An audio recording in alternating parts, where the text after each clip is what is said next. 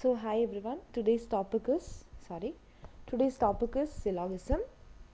These questions are very common in any of the aptitude tests, not only in UGC NET, any aptitude test you take, whether it is a bank test or an SSC test or whatever it is, this kind of questions are very common. So once you learn this, it is not only useful for your UGC NET exam but for any aptitude test, okay. So syllogism is a term which is derived from a Greek word syllogismos, which means conclusion or inference. So that it means what you are concluding or what you are inferring from a given statements, okay. So syllogism are nothing but they are some logical arguments using deductive reasoning. So deductive means it is general to specific. So you are telling something in general and from that you are arriving at a conclusion which is specific, okay. So any syllogism consists of three parts. One is a major premise, then comes a minor premise, and then from which you come to the conclusion, okay. So the central premise or the major premise is a statement that is given in general, okay. It is believed by the author to be true. It is true. The author believes or the arguer believes this is true, okay. For example, all women are smart. I am saying all women are smart. It's a general statement, right? And I believe that it is true. All women are smart. Then comes the minor premise. It's an example of the major premise. For example, Amanda is a woman. It's a minor premise. It's an example of a major premise. And so, what is the conclusion? The conclusion will be Amanda is smart. All women are smart. Amanda is a woman. So, what happens? Of course, Amanda is smart. That is, the conclusion follows the major and the minor statement. Okay, is it clear? If I say all cats are tigers, okay, and I believe it is true, and I say Felix is a cat. Felix is a cat. So what can be concluded? Felix is a tiger, okay. This is a major premise. All cats are tigers. I am telling it in the major part. Then comes a specific one, that is Felix is a cat. It's a minor premise. And then comes the conclusion that follows both these statements, and that is Felix is a tiger, okay. So that is syllogism, okay. Now comes propositions. Propositions are something that relates terms, that is if you have two terms and something that relates both these terms, that entire statement is called proposition, okay. There are four parts for a proposition. First of all, I'll write a typical proposition, okay. As we said, all cats are tigers, okay. Here I am relating the two terms. What are they? The cats and the tigers. I am saying that all cats are tigers. I am relating the terms cat and tiger. Here there are four parts for any proposition. First is the quantifier that defines the quantity. It can be all, it can be some, it can be no, it can be anything. Then comes the subject about which I am speaking, or the arguer is discussing about what. That makes the subject. So here it is cat. Now if I am saying another sentence, some box are book. Here the quantity is some, that is quantifier is some. Here it was all, and the subject here is box. Then copula. Copula means the relation between the subject and the predicate. Are or is or be, all these verb like terms make up the copula. And then comes the predicate. Predicate means what comes in the end, that is what affirms or denies about the subject, and that is predicate. So here I have an example, all pen are markers, okay. So here all is the quantifier, pen is the subject, copula is the are is the copula, and markers are the predicate. So clear about the proposition thing, okay. So getting into more detail about the propositions, we have categorical propositions. Categorical propositions are, there is no condition, and you have relational propositions and some other type where you have some conditions like greater than, less than, or if so and so. If part and all will come. But here in categorical proposition, all those it is not conditional at all. It is direct. There is a relation. For example, you have like all birds are animals. Am I telling any condition? No, I am saying all birds are animals. No student is stupid. There is also no condition. No, none of the students are stupid. All men are not smart. Some boys are good. Here also I am not saying any condition. If they do like this, they are good. No conditions. I am giving no conditions at all. I am saying just some boys are good. There is only some relation between the subject and the predicate. Here the subject is boys and the predicate is good. Okay, in that way you have to take.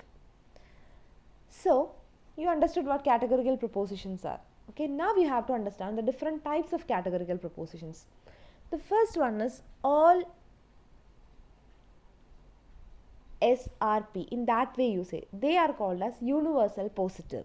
Okay, you say all pen are blue. This is universal positive. You are telling about all pen are blue. Okay, and then comes universal negative, that is no pen are blue. Okay, then comes particular positive, that is some. Particular means some pen are blue.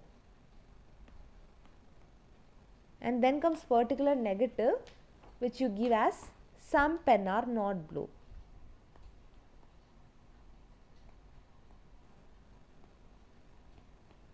Okay, clear?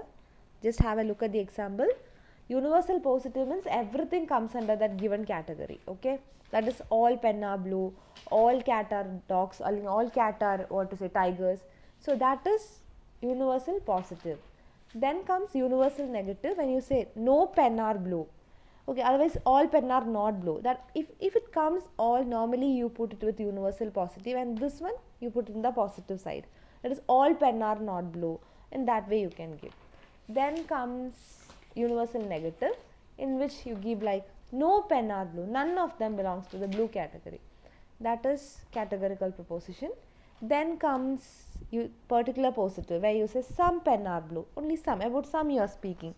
And then comes particular negative, where you say some pen are not blue, there you give the negative part. Okay, clear? Okay, so these are the 4 different kinds of prepositions. Keep these letters in mind: A type, E type, I type and O type. Universal positive, you call it as the A type. Universal negative, you call it as the E type. Particular positive, you call it as the I type. Particular negative, you call it as the O type. Okay. Yeah, I have a few examples for each one in separate. Universal type means, as I said, all A are B, all windows are chair, all men are honest, all pen are bad. All these are universal positive.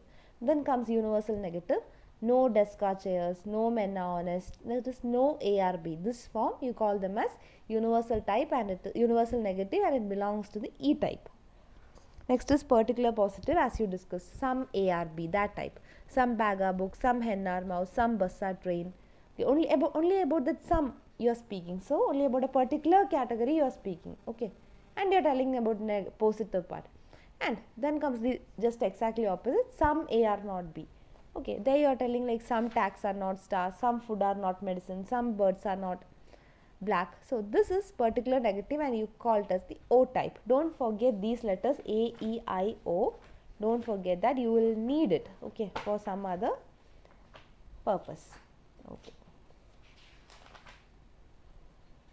Okay, then comes moods and figures. Figures means how these terms are connected. Okay, before that you have to learn this terms and arguments. Okay, see this 3 statements, this argument: all mammals are blue, all dogs are mammals, therefore all dogs are blue. That's correct, no? All mammals are blue. Okay, I'll simply draw a Venn diagram for this. You'll learn that later. Anyway, I'll draw a Venn diagram for this.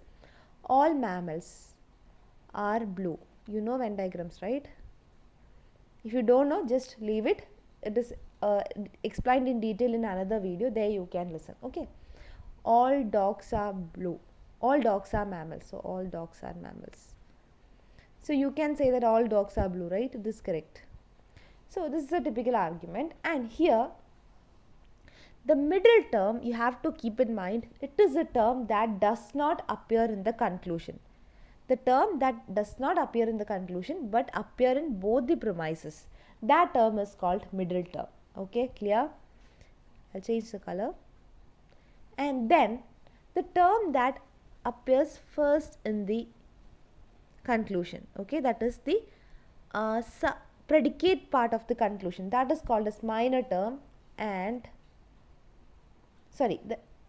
which appears in the subject part of the conclusion, that is first. All subject are predicate. So yeah, the syntax is all subject are predicate. Okay, so that subject part is called the minor term, and which appears in the predicate part is a major term. Okay, don't forget this. This is very important. You have to know what a middle term is, what a minor term is, what a major term is. You have to remember this for Indian logic also. Okay, so don't forget, it's coming on the way.